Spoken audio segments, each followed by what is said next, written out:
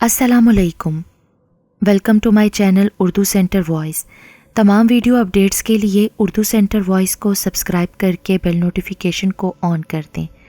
तो आइए सुनते हैं आज की वीडियो में एक जिन और दोशीज़ा के मुतल्लिक पुरअसरार कहानी। नौरीन को वो झुमके बहुत ही प्यारे लगे थे। ये कहना किसी भी सूरत गलत ना होगा कि ज़ेवरात उसकी बहुत ही बड़ी कमज़ोरी थे।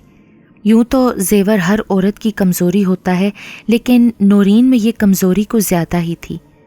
जब भी उसके सामने ज्वेलरी आती वो एक फजूल खर्च और लापरवाह औरत बन जाती। नौरीन बहुत ही हसीन और जाज़िबे नज़र थी। जो भी उसको देखता बस देखता रह जाता। कोई कह नहीं सकता था कि उसकी उम्र 35 बरस है। वो हमेशा से ही 25 से ज़्यादा की ना लगती थी। ख़ास तौर पर उसकी आंखें और बाल बहुत ही खूबसूरत थे। ये नौरीन ही के नसीब थे कि कुदरत ने उसके शोहर को भी बेइंतहा नवाजा था। बैरून मुल्क नौकरी, वो भी यूके जैसे मुल्क में, किस्मत वालों को ही मिला करती है। 5,000 पाउंड्स की सैलरी कुछ कम तो नहीं होती। 2 साल पहले जब उसका शोहर धक्के खा रहा था तो नौरीन के मशवरे पर उसने अपने दोस्त की मदद से यूके के लिए जॉब अप्लाई की। किस्मत और काबिलियत ने साथ दिया और वीज़ा लग गया। शादी को 5 साल हो चुके थे। औलाद ना होने की वजह से नौरीन ने अपने शोहर की रजामंदी से अपने छोटे भाई और उसकी बीवी को अपने साथ ही बुला लिया था। इकबाल और रूही के यहाँ भी कोई औलाद ना थी। वो लोग ज़्यादातर अपने कमरे में रहा करते थे। अलबत्ता किसी के होने का एहसास ही नौरीन के लिए काफ़ी था। उनके घर में एक मासी भी थी जो कि घर के कामकाज और सफाई सुथराई वगैरह में मसरूफ़ रहा करती थी। उस रोज़ नौरीन शाम के वक्त मार्केट जा रही थी कि अचानक एक वीरान जगह पर पहुंचकर उसकी कार बंद हो गई। जब उसने ड्राइवर से इस बाबत दरियाफ्त किया तो उसका कहना था कि मैं चेक करके बताता हूँ। वक्त गुजारी के लिए वो कार से बाहर निकल आई। उस वक्त उसके खुले बाल बहुत ही खूबसूरत लग रहे थे। धूप से बचने के लिए फुटपाथ पर लगे हुए नीम के पेड़ के नीचे वो जा खड़ी हुई। कुछ ही लम्हे गुजरे होंगे कि अचानक उसकी नज़र सामने वाली बिल्डिंग पर पड़ी। रोड चारों तरफ से बिल्कुल सुनसान थी। गालिबन ये कोई पोश इलाका मालूम होता था जहाँ लोग अपने काम से काम रखने के आदी हुआ करते हैं। वो इधर उधर देख रही थी कि उसकी नज़र बिल्डिंग पर पड़ी जो कि काफ़ी पुरानी और खस्ता मालूम हो रही थी। नौरीन को ये देखकर काफ़ी हैरत हुई क्योंकि आसपास की सारी इमारत इंतहाई जदीद और मॉडर्न थीं, लेकिन इस इमारत को देखकर ऐसा लग रहा था जैसे कोई 1901 की इमारत किसी ने यहाँ खड़ी कर दी हो। तर्ज़ तामीर नहायत ही कदीम थी। नौरीन बड़ी दिलचस्पी और इन्हमाक से उस इमारत को देख रही थी। चलते चलते वो उसके नज़दीक चली गई। उस इमारत के सामने का रंग ऐसा था जैसे कि वो इमारत जल गई हो या जला दी गई हो। अचानक उसकी नज़र इमारत के नीचे एक दुकान पर पड़ी। वो सीधा सी उस दुकान के बोर्ड को देखकर नौरीन की दिलचस्पी दो चंद हो गई। उसके बोर्ड पर लिखा था, इंसान की ख्वाहिशात कभी ख़त्म नहीं होती। वो ये भूल जाता है कि वो एक ख़त्म होने वाली ज़िंदगी लेकर आया है। ये जगह आपकी हर ख्वाहिश की तकमील करती है। वो तजस्सुस के पेश नज़र उस दुकान में दाखिल हो गई। दुकान बहुत बड़ी और ख़ूबसूरत थी। उस दुकान में ऊपर से नीचे तक कदीम ज़माने की तमाम अशिया मौजूद थीं। उसने इधर उधर नज़र दौड़ाई। अचानक उसकी नज़र शोकेस पर फ्रंट पर लगे हुए झुमकों पर पड़ी। झुमके इतने खूबसूरत और प्यारे थे कि उसका दिल ललचा उठा। उसने इधर उधर देखा तो दुकानदार उसको शोकेस साफ करता हुआ नज़र आया। उसकी पुश्त नौरीन की तरफ थी जिससे उसके सफ़ेद बाल साफ नज़र आ रहे थे। अंकल, नौरीन ने उसको आवाज़ दी। नौरीन की आवाज़ पर वो घूमा तो एक लम्हे के लिए नौरीन खुद भी डर गई। वो एक गंदुमी चेहरे वाला बूढ़ा इंसान था। चेहरे पर बरसती खबासत और आंखों में नाचती वहशत से नौरीन खौफजदा हो गई। उसको यूं लगा कि ये बूढ़ा कोई आवारा रूह तो नहीं। जी फरमाइए, मुझे ये वाले झुमके दिखा दें। ये सुनकर तो उस शख्स की तोते जैसी आंखों में एक अजीब सी चमक दौड़ गई। वो चमक बिल्कुल वैसी ही थी कि जैसे बकरे को देखकर कसाई की आंखों में नमूदार होती हो। मोहतरमा, ये बुंदे काफ़ी बेशकीमत हैं। ये सुनकर जैसे नौरीन को गुस्सा सा आ गया। उसको ऐसा लगा जैसे दुकानदार उसे कह रहा हो कि तुम इनको नहीं खरीद सकती हो। जितने के भी होंगे मैं ज़रूर ले लूँगी। इतना सुनकर वो बूढ़ा मुस्कुराया, शोकेस की जानिब बढ़ गया اس کی مسکراہٹ دیکھ کر نہ جانے کیوں نورین کو ایسا لگا کہ جیسے کسی کتے نے دانت دکھائے ہوں۔ نورین ان جھمکوں کے تصور میں گم سی ہو گئی۔ اس کو یقین تھا کہ جب وہ ان جھمکوں کو لے کر جائے گی، دیکھنے والوں کی آنکھیں جیسے خیرہ ہو جائیں گی۔ وہ سب پوچھیں گے یہ بہت حسین ہے، کہاں سے لیے ہیں؟ بہرحال وہ خیالات کی دنیا سے اس وقت باہر آئی جب دکاندار نے اس کو مخاطب کیا، محترمہ یہ آپ کے جھمکے کتنے کے ہیں؟ یہ سن کر دکاندار کی آنکھوں میں انجانی سی چمک ابھری اور وہ بولا، آپ کو میں 1000 روپے میں دے دوں گا۔ 1000 روپے؟ اس نے پھر ان کو غور سے دیکھا۔ سونے کے ہیں یا نکلی ہیں؟ خالص سونے کے ہیں، آپ کسی بھی جوہری سے پرکھوا لیں۔ پر اتنے سستے کیوں؟ بات یہ ہے آپ میری پہلی کسٹمر ہیں، اس لیے دکان میں داخل ہونے والے پہلے کسٹمر کے ساتھ میں رعایت کرتا ہوں۔ پر ایسی رعایت؟ اتنے کے تو نکلی بھی نہیں آتے۔ یہ آپ کے لیے ہے، آپ انہیں پلیز لے لیں۔ نورین نے خوشی خوشی وہ جھمکے لے لیے۔ سوچنے لگی اگر سونے کے نہ بھی ہوئے تو کوئی بات نہیں، جھمکے تو بہت خوبصورت ہیں، ان کو میں نہیں چھوڑوں گی۔ جھمکے لے کر وہ دکان سے باہر نکل آئی۔ اس کے جاتے ہی دکاندار کے لبوں پر پراسرار سی مسکراہٹ آ گئی۔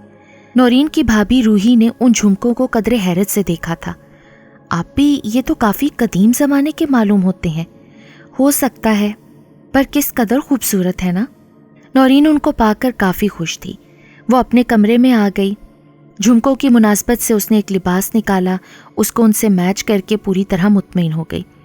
شام کو ویسے بھی ایک فرینڈ کی تقریب میں جانا تھا، اس لیے اس کا ارادہ تھا کہ ان جھمکوں کو پہن کر جائے۔ یہ لباس اس کے لیے مناسب تھا۔ شام ڈھلتے ہی اس نے تیاری پکڑ لی، نہا دھو کر لباس تبدیل کیا، جھمکوں کو اپنے کان میں ڈالا، میک اپ وغیرہ کیا۔ وہ بے انتہا خوبصورت لگ رہی تھی۔ وہ کار کے بیک ویو مرر سے اپنے جھمکوں کو دیکھ کر محظوظ ہو رہی تھی۔ اس نے محسوس کیا کہ وہ جھمکے اس کے کانوں میں کچھ زیادہ ہی جھول رہے ہیں، حالانکہ کار کے سارے شیشے بند تھے، ہوا بھی زیادہ نہیں تھی، وہ اپنے سر کو ہلا بھی نہیں رہی تھی۔ اس نے اس بات کو محسوس کیا اور کافی حیران ہوئی۔ بہرحال پھر اس نے اپنی گردن جھٹکی کہ شاید اس کا وہم ہوگا۔ دعوت کے دوران اس نے محسوس کیا کہ کئی عورتیں اس کو تعریفی نظروں سے دیکھ رہی ہیں۔ یہ اس کی کامیابی تھی۔ ایسی تعریف کو سننے کے لیے اس کے کان ترستے تھے۔ دعوت کے دوران بھی اس نے محسوس کیا کہ جھمکے بار بار اس کے کانوں میں از خود جھولنے لگتے ہیں۔ یہ چیز محسوس کر کے اس کو الجھن ہونے لگی، لیکن وہ بہت شاندار لگ رہی تھی، لہٰذا اس الجھن کو برداشت کرنا ضروری تھا۔ کھانے کے دوران اس کی میزبان فائزہ نے اس کو کہہ دیا، یہ جھمکے کہاں سے لیے تم نے؟ اچھے ہیں نا؟ ہاں اچھے تو ہیں، لیکن بناوٹ ذرا قدیم طرز کی لگتی ہے۔ اور یہ جھمکے اتنے جھول کیوں رہے ہیں؟ نورین چونکی اور اس نے اپنے کانوں پر ہاتھ پھیرا، کہنے لگی نہیں تو۔ خیر واپسی میں رات کافی ہو چکی تھی، اقبال اور روحی سو چکے تھے۔ نورین نے واپس آ کر اپنے کمرے کا رخ کیا، دروازہ بند کر کے لباس تبدیل کیا۔ شب خوابی کا لباس پہن کر وہ جھمکوں کی طرف متوجہ ہو گئی جو اس نے بیڈ پر رکھ دیے تھے۔ پھر اس نے ان کو اٹھایا اور ڈریسنگ کی دراز میں احتیاط سے رکھ دیا۔ وہ بستر پر سو گئی۔ نائٹ بلب کی نیلگوں روشنی میں اس کو ہمیشہ ہی پرسکون نیند کا احساس ہوتا تھا۔ وہ لیٹتے ہی چند لمحوں میں گہری نیند کی وادیوں میں سیر کرنے لگی۔ رات کے نہ جانے کس پہر اس کی آنکھ کھلی۔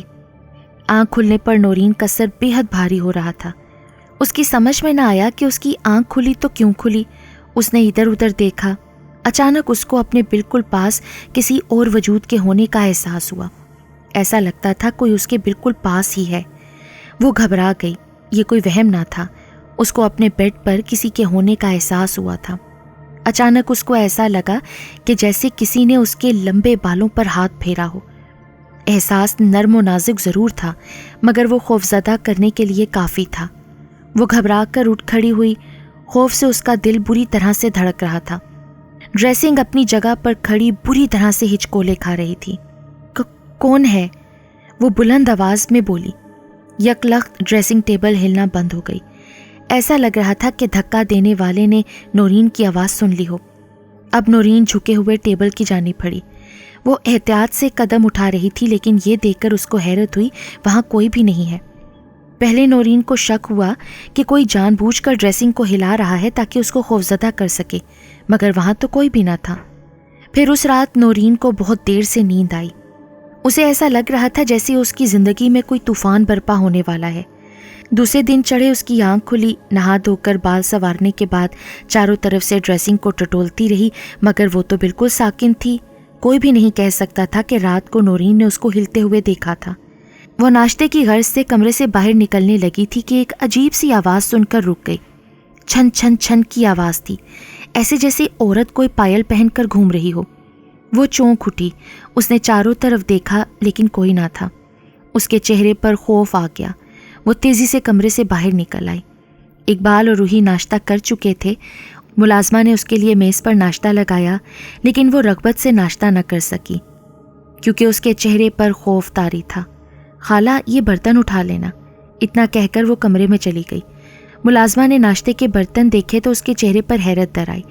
جیسے ہی نورین کمرے میں داخل ہوئی، وہی آواز پھر اس کے کانوں سے ٹکرائی، چھن چھن چھن۔ نورین کا دل تو دھڑک اٹھا۔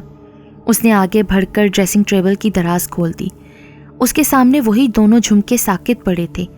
اس کو اچھی طرح یاد تھا کہ دونوں جھمکوں کو اس نے اچھی طرح سے تھیلی میں لپیٹ کر رکھا تھا، مگر اس وقت وہ کھلے پڑے تھے۔ اس نے کچھ سوچ کر جھمکے اٹھائے، ان کو ہوا میں لہرایا۔ دوسرے ہی لمحے وہ چونک گئی۔ چھن چھن کی آواز ان جھمکوں سے آ رہی تھی۔ حیرت اور خوف سے اس کی آنکھیں پھٹی کی پھٹی رہ گئیں۔ ایسا کیسے ہو سکتا ہے؟ اس کا یہ مطلب تھا کہ وہ آواز ان جھمکوں سے آ رہی تھی۔ اس نے جلدی سے ان کو واپس دراز میں رکھ دیا اور دراز بند کر دی۔ عذرا کو دیکھ کر نورین بہت خوش ہوئی۔ گزشتہ رات ہی دونوں دعوت میں ملی تھیں۔ اب غیر متوقع طور پر اسے اپنے گھر دیکھ کر وہ کافی حیران اور خوش بھی تھی۔ خیریت تو ہے؟ یار میں کسی کام سے آئی تھی۔ بتاؤ عذرا، اگر میرے لائق کرنے کا ہوا تو میں ضرور کروں گی۔ دراصل ارے گھبراؤ مت، بات یہ ہے کہ میری کسی عزیز کی شادی ہے اور مجھے ان جھمکوں کی ضرورت ہے۔ اوہ، اس میں کون سی بڑی بات ہے عذرا؟ نورین نے پرخلوص لہجے میں کہا۔ دوسرے ہی پل نورین نے وہ جھمکے اور سوٹ نکال کر عذرا کے حوالے کر دیا۔ شکریہ یار، میں تمہیں کل واپس کر دوں گی۔ ارے کوئی بات نہیں، جلدی کی ضرورت نہیں، آرام سے دے دینا۔ عذرا چند لمحے بیٹھی رہی، پھر سلام کر کے وہاں سے چلی گئی۔ نورین طویل سانس لے کر بستر پر دراز ہو گئی۔ ان جھمکوں کا معاملہ کچھ حیرت انگیز تھا۔ ابھی وہ یہ سب کچھ سوچ ہی رہی تھی کہ اس کی آنکھیں نیم وا ہو گئیں۔ تھوڑی دیر گزری تھی کہ عین اسی وقت ایک تیز قسم کی آواز سے وہ چونک گئی۔ آواز نہ جانے کس قسم کی تھی، وہ کچھ سمجھ نہ پائی۔ پھر وہ بری طرح سے اچھل پڑی۔ عذرا بڑی ہی تیزی سے کار ڈرائیو کر رہی تھی۔ وہ خوشی سے پھولے نہیں سما رہی تھی کہ وہ جھمکے اب اس کے پاس ہوں گے، ورنہ اس کو یقین نہیں آ رہا تھا کہ نورین جیسی زیورات کی دیوانی عورت یہ جھمکے اس کو دے دے گی۔ بہرحال وہ بہت خوش تھی۔ اس نے اس سے جھمکے لے لیے تھے۔ اچانک عذرا ایک عجیب سی آواز سن کر چونک گئی۔ آواز ایسی تھی جیسے کوئی عورت پیروں میں پائل ڈالے گھوم رہی ہو۔ چھن چھن چھن۔ وہ بری طرح سے چونک گئی۔ اس کی سمجھ میں نہیں آ رہا تھا کہ آواز کہاں سے آ رہی تھی۔ باہر کی سڑک بھی سنسان تھی۔ اچانک اس نے اپنے وینٹی بیگ کو ہلتے ہوئے دیکھا۔ اس کا بیگ بری طرح ہل رہا تھا، جیسے کوئی ہاتھ سے پکڑ کر اس کو ہلا رہا ہو۔ یہ دیکھ کر وہ چونک گئی۔ اس نے گھبرا کر کار سائڈ پہ لگا دی، پھر وہ پھٹی پھٹی آنکھوں سے اپنے بیگ کو دیکھنے لگی۔ اس نے ڈرتے ڈرتے بیگ کو ہاتھ لگایا تو اس بیگ کی حرکت خود بخود رک گئی۔ ابھی وہ حیرت سے دیکھ رہی تھی کہ اچانک ڈرائیونگ سیٹ کے شیشے کو کسی نے ہاتھ سے بچایا۔ اس نے گردن گھما کر اس طرف دیکھا تو وہ چونک گئی۔ باہر ایک عورت کھڑی تھی۔ اس کے جسم پر دلہنوں والا لباس تھا۔ اس نے گھونگھٹ نکالا ہوا تھا۔ لباس کو دیکھ کر یہ کوئی نہیں کہہ سکتا تھا کہ اس کے عروسی جوڑے کا تعلق کسی جدید فیشن سے ہوگا۔ وہ نہایت قدیم تھا۔ ایسا لباس 70-80 سال پہلے یا اس سے بھی پہلے پہنا جاتا ہوگا۔ ابھی وہ اس کو دیکھ ہی رہی تھی اور سوچ رہی تھی کہ اتنی گرمی میں اس قدر بھاری سوٹ پہن کر گھومنے والی یہ عورت کون ہے کہ اچانک اس کے بیگ کی زپ خود بخود کھل گئی۔ اس کے بعد کا منظر دیکھ کر عذرا کے حلق سے چیخ نکل گئی، کیونکہ منظر اتنا خوفناک تھا کہ وہ جھمکے پرس سے خود بخود باہر ہوا میں معلق ہوئے۔ اچانک شیشے کو اس عورت نے دوبارہ بجایا۔ عذرا اس کی طرف متوجہ ہو گئی۔ عذرا کے دیکھا دیکھی اس نے گھونگھٹ اٹھا دیا۔ گھونگھٹ کے پیچھے جو کچھ تھا اس کو دیکھ کر عذرا کی نہ رکنے والی چیخیں شروع ہو گئیں۔ عذرا کو دلہن کے لباس میں ایک انسانی ڈھانچہ نظر آیا۔ لاؤ میرے جھمکے۔ اس نے اپنا استخوانی ہاتھ عذرا کی جانب بڑھایا۔ یہ دیکھ کر اس کی آنکھوں میں بے پناہ خوف در آیا۔ وہ جھمکے پھر تیرتے ہوئے خود بخود اس استخوانی ہاتھ میں چلے گئے۔ عذرا کا سر اسٹیئرنگ سے جا ٹکرایا اور وہ بے ہوش ہو گئی۔ چھن چھن چھن کی آواز بدستور نورین کے کانوں میں گونج رہی تھی۔ وہ سنگھار میں اس کی طرف متوجہ ہوئی کیونکہ اس کو یوں لگ رہا تھا جیسے اس کی دراز لرز رہی ہو۔ اس نے فوراً ہی دراز کو آگے کھینچا اور زور سے اچھل پڑی۔ جھمکے دراز میں موجود تھے۔ یہ بات یقینی تھی کہ وہ آوازیں انہی جھمکوں سے نکل کر کمرے میں گونج رہی تھیں۔ وہ پھٹی پھٹی آنکھوں سے ان جھمکوں کو گھور رہی تھی۔ اسے وہ وقت یاد آ گیا تھا جب اس نے عذرا کو اپنے ہاتھوں سے جھمکے دیے تھے۔ وہ انہیں اپنے بیگ میں ڈال کر روانہ ہو گئی تھی۔ یہ کیسے ممکن ہو سکتا ہے؟ اف خدایا، یہ کیا چکر ہے؟ ابھی وہ انہی سوچوں میں تھی کہ اچانک فون کی آواز سن کر وہ اچھل پڑی۔ اس نے آگے بڑھ کر فون ریسیو کیا۔ دوسری طرف کی اطلاع سن کر فون اس کے ہاتھ سے گر گیا۔ اب وہ فون کو اس طرح گھور رہی تھی کہ جیسے اس میں سے عفریت نکل کر اسے چبا جائے گی۔ بات ہی کچھ ایسی تھی۔ اس کی فرینڈ عذرا کا ایکسیڈنٹ ہو گیا تھا اور اب وہ کومے میں جا چکی تھی۔ یا خدایا، یہ کیا ماجرا ہے؟ عذرا کا ایکسیڈنٹ اور پھر جھمکوں کا واپس خود بخود اس کے دراز میں لوٹ آنا۔ جب دماغی الجھن بہت زیادہ ہو گئی تو پھر اس نے نیند کی گولیاں لے کر سونا ہی مناسب سمجھا۔ اس کی سمجھ میں کچھ نہیں آ رہا تھا کہ وہ کیا کرے۔ ان جھمکوں کا معاملہ آسے بھی معلوم ہوتا تھا۔ وہ ہمیشہ ایسا ہی کرتی تھی، جب تناؤ کا شکار ہوتی تھی تو نیند کی گولیاں لے کر سویا کرتی تھی۔ آج بھی اس کے ساتھ وہی کیفیت تھی۔ اس کو سوئے ہوئے تھوڑی دیر گزری تھی کہ اچانک اس کی آنکھ خود بخود کھل گئی۔ وہ حیرت اور خوف سے چاروں طرف دیکھ رہی تھی۔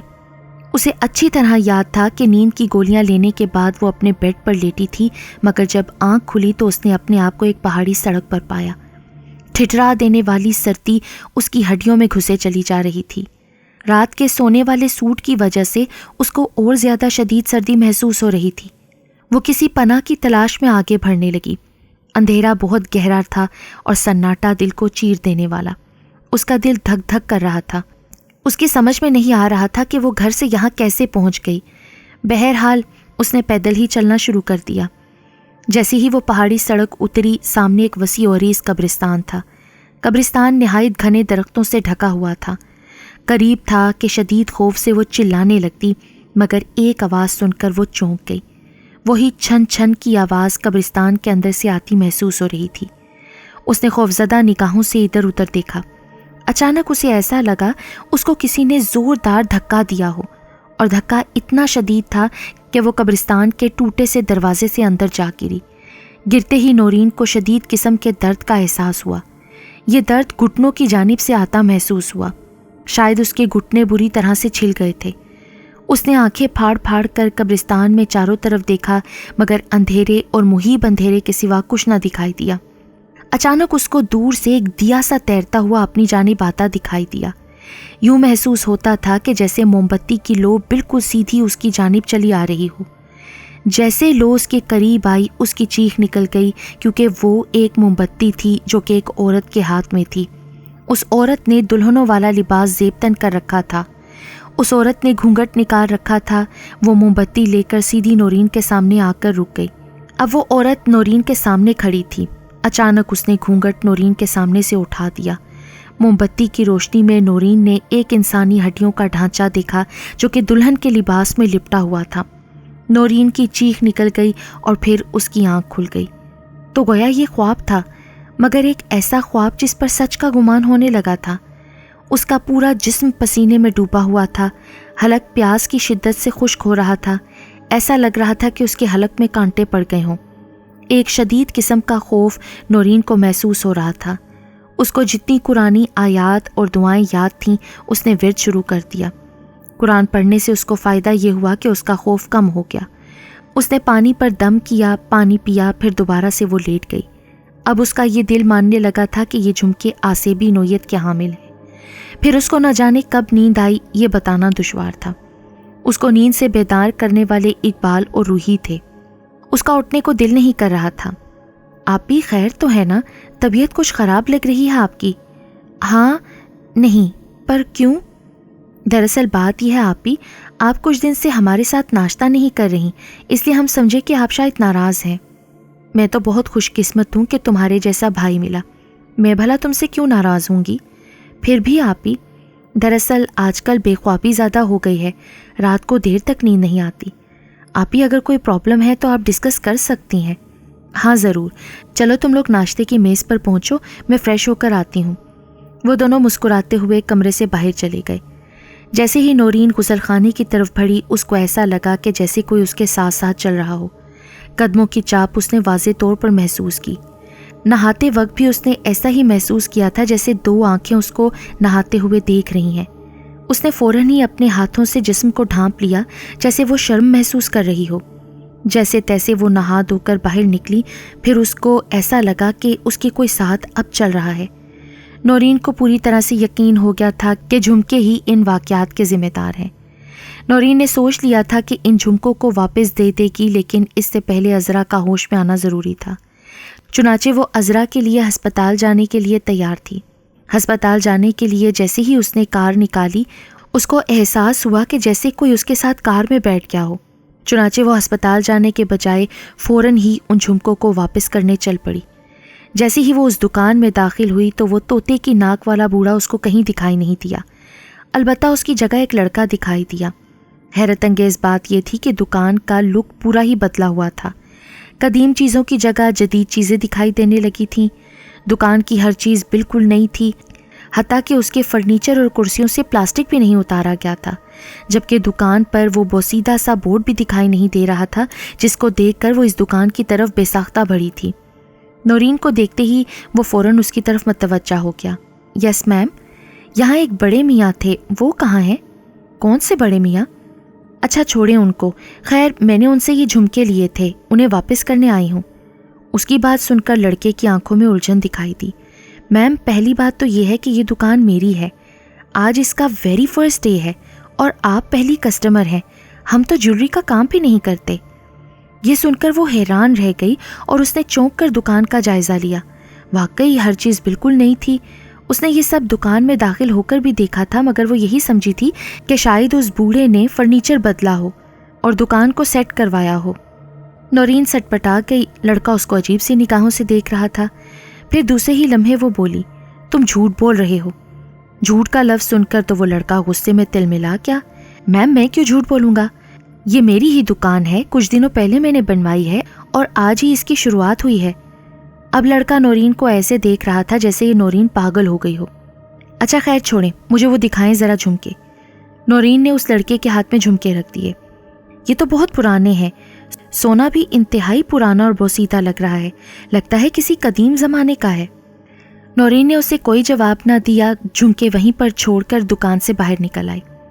जैसे ही उसने कार चलाना शुरू की, उसे फिर महसूस हुआ कि उसके साथ कोई कार में बैठा हुआ है। अचानक उसने किसी के सांसों की धीमी धीमी आवाज़ सुनी, जो कि बिल्कुल उसके कानों के पास से आती महसूस हो रही थी। उसे यूं लगा जैसे किसी ने उसके बालों को छुआ हो, निहायत नर्म अंदाज में। अचानक उसकी नज़र बैक व्यू मिरर से पिछली सीट पर गई और उसका हाथ स्टीयरिंग पर बहक गया। वो कोई मर्द था जो कि स्याह और काला था और अपनी लाल अंगारा आंखों से उसको घूर रहा था। उसने फ़ौरन ही कार साइड पर लगाई और मुड़कर दोबारा देखा, लेकिन अब वहाँ कोई ना था। फिर उसने धीमे से कह की आवाज़ सुनी। अचानक उसको ऐसा लगा जैसे किसी ने उसका हाथ पकड़ लिया हो। खौफ से उसके हलक से चीख निकली और वो बेहोश होकर सीट पर ही झूल गई। वो लड़का सच में दुकान का मालिक था। उसका नाम फजलदीन था। वो बहुत मेहनती और समझदार लड़का था। उसने छोटी सी गिफ्ट शॉप की दुकान खोली थी। नौरीन के जाने के बाद उसका मूड कुछ ख़राब हो गया था। पहला कस्टमर और उसने कुछ ख़रीदने के बजाय उसका वक्त ही बर्बाद किया था और साथ ही साथ बोसीदा झुमके भी यहाँ पर छोड़ गई। वो अपने काम में लग गया। अचानक एक अजीब सी आवाज़ सुनकर वो चौंक गया। उसका काउंटर बुरी तरह से हिल रहा था। वो हैरत से सब देख रहा था कि अचानक उस काउंटर की दराज खुद ब खुद खुली। वो झुमके उसकी दराज में मौजूद थे, जिनको उसने बेकार और घटिया समझकर दराज में रख दिया था। फिर अचानक ही एक औरत पायल पहने दुकान के अंदर दाखिल हुई। साथ ही काउंटर भी हिलना बंद हो गया। Yes ma'am. उस औरत ने दुल्हनों वाला लिबास पहना था और लिबास भी काफ़ी कदीम मालूम हो रहा था। उस औरत ने घूंघट निकाला हुआ था।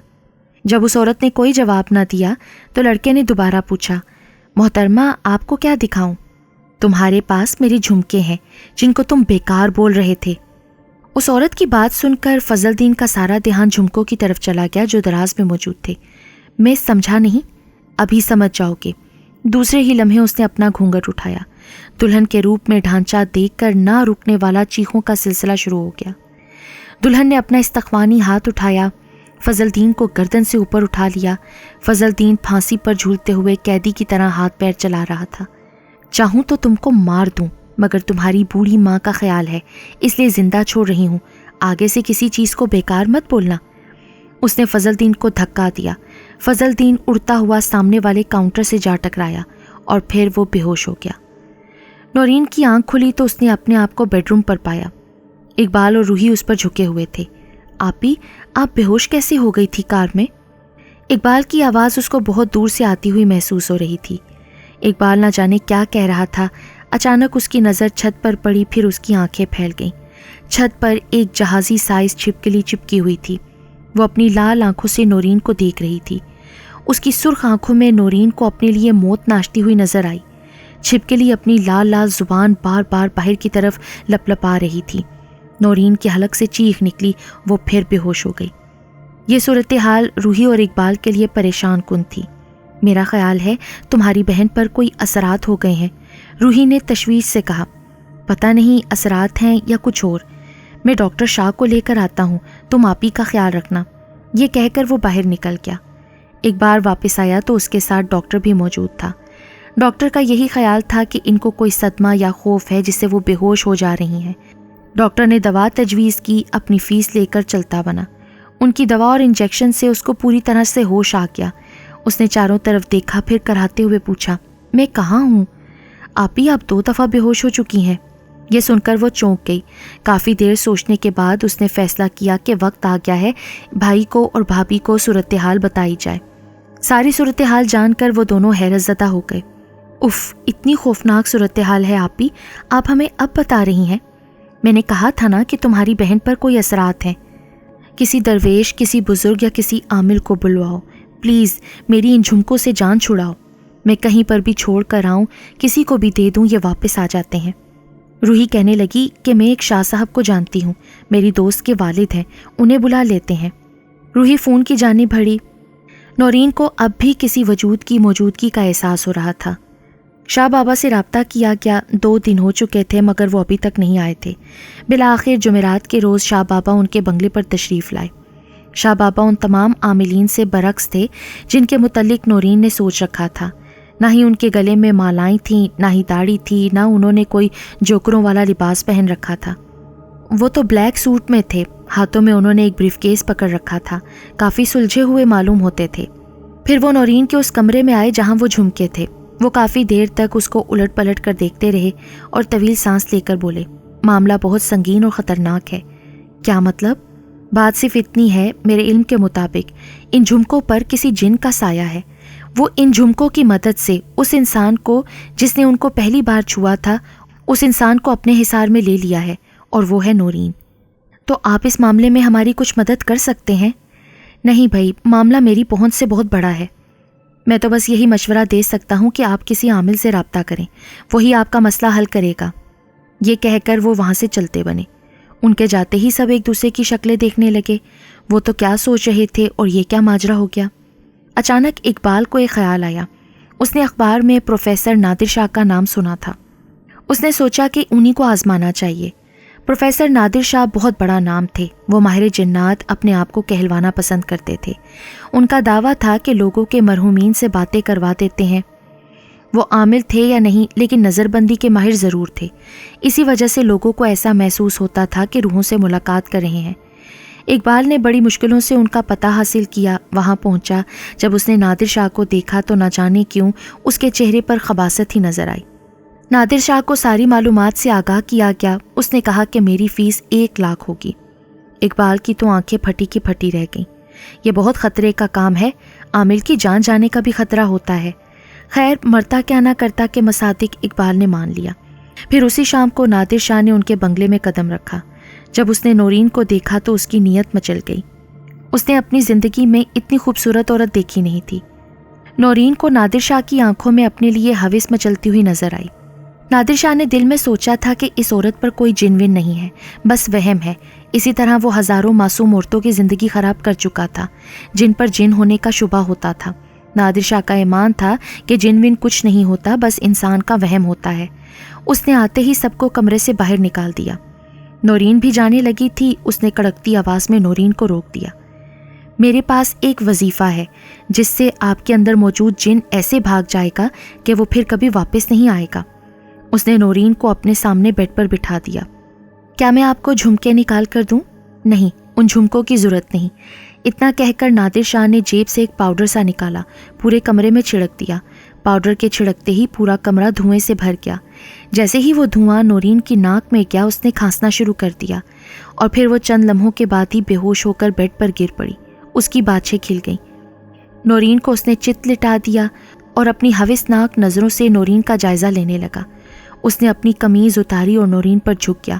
اپنا بایاں ہاتھ نورین کی کمر کے گرد حائل کیا ہی تھا کہ اس کو زوردار جھٹکا لگا۔ دوسرے ہی لمحے وہ فضا میں معلق ہو گیا۔ پھر وہ بڑی سپیڈ سے چھت سے ٹکرایا اور فرش پر گر پڑا۔ خوف سے اس کی آنکھیں پھیل گئیں۔ وہ تو یہی سمجھ رہا تھا کہ مفت میں گڑ کھا لے گا، کوئی جن ون نہیں ہے، مگر یہاں تو اچار کا مزہ چکھنا پڑ گیا۔ پھر چھن چھن کی تیز آوازیں اس کے کانوں سے ٹکرائیں۔ ان آوازوں میں غصہ نمایاں تھا۔ وہ بڑی تیزی سے اٹھا اور دروازہ کھول کر باہر کی سمت بھاگا۔ اقبال اس کو آوازیں دیتا ہی رہ گیا۔ جیسے ہی وہ تیزی سے سڑک پر پہنچا، ایک تیز رفتار ٹرک نے اس کو کچل دیا۔ لوگوں کی ایک بھیڑ جمع ہونا شروع ہو گئی۔ نادر شاہ نے دم توڑتے وقت یہی کہا، یہ دلہن نہیں، آسیبی ڈھانچہ ہے، اور پھر وہ دم توڑ گیا۔ اقبال نے اپنی بہن کو بے ہوش دیکھا، اس کا دوپٹہ فرش پر پڑے دیکھا تو وہ سمجھ گیا کہ نادر شاہ نے کیا کرنے کی کوشش کی ہوگی اور پھر اس کو برا انجام بھگتنا پڑا۔ اس دن کے بعد سے وہ جن اب نورین کو واضح طور پر دکھائی دینے لگا تھا۔ 3 دن کے بعد نورین اپنے بستر پر لیٹی ہوئی تھی کہ جب اٹھی تو کسی چٹیل میدان میں خود کو پایا۔ سورج چمک رہا تھا اور ہر طرف سناٹے کا راج تھا۔ اس نے پیدل چلنا شروع کر دیا۔ کافی دیر چلنے کے بعد اس کے پیر شل ہونے لگے۔ پسینہ اس کے ماتھے سے پھوٹ پڑا۔ اس کا حلق خشک ہونے لگا۔ اچانک اس کو دور ایک نخلستان دکھائی دیا۔ وہ تیز تیز قدموں سے چلتی ہوئی اس نخلستان کی سمت جانے لگی۔ جیسے جیسے وہ آگے بڑھتی، نخلستان اس سے دور ہوتا جاتا۔ بالآخر وہ ہانپنے لگی اور پھر تھک کر بیٹھ گئی۔ پسینہ اس کے ماتھے سے کسی پانی کی طرح بہہ رہا تھا۔ اچانک اس نے خوفناک صورت دیکھی۔ وہ ایک کالا سیاہ مرد تھا، بالکل کسی حبشی کی طرح۔ اس کا قد کسی طرح بھی 7 فٹ سے کم نہیں تھا۔ وہ دیکھنے میں بہت خوفناک تھا اور اس کی آنکھیں لال انگارہ تھیں۔ کون ہو تم؟ کیا نام ہے تمہارا؟ کیوں بتاؤں؟ وہ مسکرا کر بولا۔ تم مجھ سے کیا چاہتے ہو؟ اس پر اس لمبے تڑنگے حبشی نے کہکہا لگایا، میں صرف تم کو چاہتا ہوں۔ تمہارے بال اتنے خوبصورت ہیں، دل چاہتا ہے کہ… اتنا بولتے بولتے اچانک اس کی آنکھیں نشیلی ہو گئیں۔ یہ سننا تھا کہ نورین کا دل اچھل کر حلق میں آ گیا۔ تم کیا کرو گے میرے ساتھ؟ میں تم کو اپنے ساتھ لے جاؤں گا۔ یہ سن کر وہ خوف سے کانپنے لگی اور اس نے وہاں سے اٹھ کر بھاگنا شروع کر دیا۔ بھاگتے بھاگتے اچانک وہ نیچے گری اور یوں ہی اس کی آنکھ کھل گئی۔ وہ اپنے بیڈ پر لیٹی ہوئی تھی۔ ڈر کے مارے اس کا برا حال تھا۔ کہتے ہیں جب قدرت کسی کی مدد کرنا چاہے تو راستے خود ہی کھل جاتے ہیں۔ ایک روز شاہ بابا دوبارہ گھر واپس آئے اور وہ اپنے ساتھ کسی عورت کو لائے تھے۔ عورت بہت بوڑھی تھی۔ بقول شاہ بابا کے وہ عورت عملیات میں اس کی استاد تھی۔ عورت کی کمر جھکی ہوئی تھی، اسے ٹھیک طرح سے چلا بھی نہیں جا رہا تھا۔ وہ بہت بزرگ تھی۔ وہ سیدھی نورین کے کمرے میں داخل ہوئی اور فرش پر چت ہی بیٹھ گئی۔ نورین، اقبال اور روحی اس کو حیرت سے دیکھ رہے تھے۔ اب وہ بوڑھی عورت کمرے میں چاروں طرف دیکھ رہی تھی۔ اقبال نے زندگی میں اتنی بوڑھی عورت نہیں دیکھی تھی۔ اس کی بھویں جسم کا ایک ایک بال سفید ہو چکا تھا۔ فرش پر چت بیٹھ کر وہ کافی دیر تک ہانپتی رہی۔ اچانک اس نے اقبال کو دیکھا اور پھر دھیرے سے بولی، بیٹا پانی۔ اقبال دوڑ کر پانی لے آیا۔ اس نے پانی کا آدھا گلاس پیا۔ پھر اس نے اچانک نورین کی طرف دیکھا اور اپنے پوپلے سے منہ سے بولی، ان جھمکوں کو لے آؤ۔ نورین نے جھمکے نکال کر اس کے حوالے کر دیے۔ بوڑھی عورت بڑی دیر تک ان کو دیکھتی رہی۔ اچانک اس نے ان کو پانی کے گلاس میں ڈال دیا اور گلاس پر اپنا ہاتھ رکھ دیا اور منہ ہی منہ میں کچھ پڑھنے لگی۔ اچانک گلاس کے پانی کا رنگ سرخ ہونے لگا۔ گلاس میں موجود جھمکے حرکت کرنے لگے۔ گلاس آہستہ آہستہ لرز رہا تھا۔ اچانک وہ گلاس زوردار آواز سے پھٹ گیا۔ اب وہاں ایک نسواری رنگ کا دھواں تھا۔ دھوئیں نے انسانی روپ دھار لیا۔ نورین یہ دیکھ کر چونک گئی کہ یہ وہی شخص تھا جس کو وہ خواب میں دیکھتی تھی۔ کیوں تنگ کرتے ہو انسانوں کو؟ بوڑھی عورت نے اس کی طرف دیکھ کر کہا۔ دیکھ اماں، سامنے سے ہٹ جا، زیادہ دن نہیں ہے تیرے پاس۔ تیرا نام کیا ہے؟ بوڑھی عورت نے پوپلے سے منہ سے مسکراتے ہوئے پوچھا، اور اس کی مسکراہٹ نورین کو عجیب ہی لگی۔ اے اماں، تو مجھے جانتی نہیں؟ میں جنوں کے اس قبیلے سے ہوں جو عفارید کہلاتے ہیں۔ جانتی ہوں۔ یہ سن کر اس حبشی جن کی آنکھوں سے حیرت جھانکنے لگی۔ میں یہ بھی جانتی ہوں کہ تو عورتوں کا رسیا ہے۔ اس کی کوئی نہ کوئی چیز تجھے پسند آ گئی ہوگی نا، جبھی تو اس پر عاشق ہوا ہے۔ اپنا مقصد پورا کر کے تو اس کو پھر مار دے گا۔ پسند کے بارے میں سنتے ہی نورین کا دھیان اپنے بالوں کی طرف گیا۔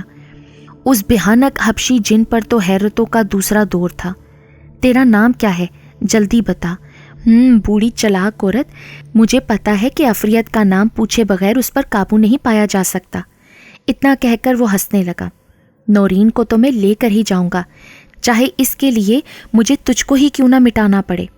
یہ سننا تھا کہ نورین کانپ گئی، لیکن اس بوڑھی عورت پر کوئی اثر نہیں ہوا۔ مٹا کر دیکھ لے مجھے، اگر کامیاب ہو جائے تو یہ عورت تیری۔ یہ سن کر سبھی حیرت زدہ ہو گئے، لیکن انہیں نہیں معلوم تھا کہ یہ بوڑھی عورت بہت پائے کی علم والی تھی۔ اس جن نے یہ سن کر ایک زوردار پھونک ماری۔ اس کے بعد کا منظر دیکھ کر سب کی چیخیں نکل گئیں۔ آگ کا شعلہ تھا جو اس کے منہ سے نکل کر بوڑھی عورت کی طرف لپکا تھا، لیکن جیسے ہی بوڑھی عورت کی طرف پہنچا، بوڑھی عورت مسکرائی اور دوسرے ہی پل اس کی زبان سے درود شریف جاری ہو گیا۔ آگ کے وہ شعلے پانی بن کر بوڑھی کے قدموں میں ٹپکنے لگے۔ میں جانتی ہوں تیرا تعلق کفار جنات سے ہے، اپنا دوسرا ترکش بھی آزما لے۔ اتنا سننا تھا کہ اس کی آنکھوں میں طاغوتی قوتوں کا رقص تیز ہو گیا۔ دوسرے ہی پل چھت سے چھپکلیوں کی برسات ہونے لگی۔ وہ صرف اس بوڑھی عورت پر ہی گر رہی تھیں۔ ان چھپکلیوں کو گرتے دیکھ کر روحی اور نورین چلاتی ہوئی باہر بھاگیں۔ حیرت انگیز بات یہ تھی کہ کوئی بھی چھپکلی اس بوڑھی عورت پر نہیں گر رہی تھی، بلکہ گرتے ہی وہ پگھل جاتی تھی۔ ناکام ہوتے دیکھ کر وہ حبشی جن بہت جھلایا۔ اچانک اس نے منہ ہی منہ میں کچھ پڑھنا شروع کر دیا۔ اب کہ میری باری ہے، بوڑھی عورت نے کہا۔ دوسرے ہی لمحے اس نے جیب سے ایک چھوٹی سی سیاہ رنگ کی ڈوری نکالی، اس پر تیزی سے کچھ پڑھتے ہوئے اس نے اس جن کی جانب اچھال دیا۔ ڈوری جیسے ہی اس بھیانک جن پر گری، اسی لمحے وہ جن کسی رسی کی اندیکھی بندشوں میں جکڑتا چلا گیا۔ اب جن اپنا منتر بھول گیا، اس کے چہرے سے تکلیف ظاہر ہونے لگی تھی۔ مجھے چھوڑ دو، مجھے چھوڑ دو، بس وہ یہی چلا رہا تھا۔ ضرور، پر یہ بتا تیرا نام کیا ہے؟ کالام، کالام ہے میرا نام، مجھے چھوڑ دو، میں کبھی واپس نہیں آؤں گا۔ پہلے یہ بتا کہ تو نے اس لڑکی پر اپنا عصبی قبضہ کیسے کیا تھا؟ کالام شدید اذیت میں تھا۔ یہ نیم کے پیڑ کے نیچے کھڑی تھی، میں نے اس کو دیکھا، میرا بسیرا اسی پیڑ پر تھا، وہیں سے مجھے اس سے پیار ہو گیا۔ اسی وقت میں نے اپنی قوتوں سے فرضی دکان بنائی۔ میں جانتا تھا کہ کسی مسلمان پر صرف اسی چیز کے ذریعے قابو پایا جا سکتا ہے جس سے وہ محبت کرتا ہے۔ 1000 گناہوں کے باوجود مسلمان پاک ہوتے ہیں کیونکہ ان کے دل میں کلمے کی روشنی ہوتی ہے۔ میں سمجھ گیا تھا زیور اس کی کمزوری ہیں، اور بس پھر میرا کام آسان ہو گیا۔ عذرا سے تیری کیا دشمنی تھی؟ اس دکاندار لڑکے کو تو نے کیوں زخمی کیا اور جعلی عامل کو تو نے کیوں مارا؟ میں نہیں چاہتا تھا کہ نورین کو مجھ سے پہلے کوئی ہاتھ لگائے، اس لیے جعلی عامل کو مارا۔ عذرا صرف اس لیے شکار ہوئی کہ وہ جھمکے اگر نورین سے دور ہو جاتے تو میرا زور ٹوٹ جاتا، اور لڑکے نے ان جھمکوں کی برائی کی تھی اور ان جھمکوں کو اپنے دراز میں رکھ لیا تھا۔ اب مجھے چھوڑ دو۔ تجھے چھوڑا نہیں جا سکتا اے کالام، تباہی تیرا مقدر ہے، بوڑھی عورت نے حتمی لہجے میں کہا۔ خبیث جن کالام قسمیں کھاتا رہا مگر بوڑھی نہ مانی۔ چند ہی لمحات میں کالام کے جسم کو آگ لگ گئی اور اس کی درد بھری چیخیں سب سن رہے تھے مگر کوئی اسے بچانے والا نہیں تھا۔ پھر بوڑھی اماں کے کہنے کے مطابق کالام کے جل جانے کے بعد اس کی راکھ کو اور ان جھمکوں کو اکٹھا ایک پوٹلی میں بند کر کے سمندر برد کر دیا گیا تھا، اور یوں نورین نے اس خبیث جن سے ہمیشہ کے لیے چھٹکارا پایا۔